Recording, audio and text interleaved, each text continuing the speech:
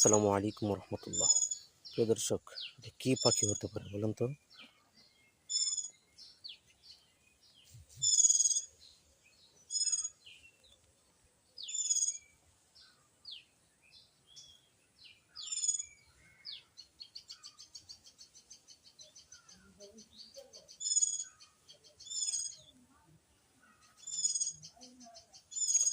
সুবহানাল্লাহ, এটাও আল্লাহ তাআলার একটি মাখলুকাত।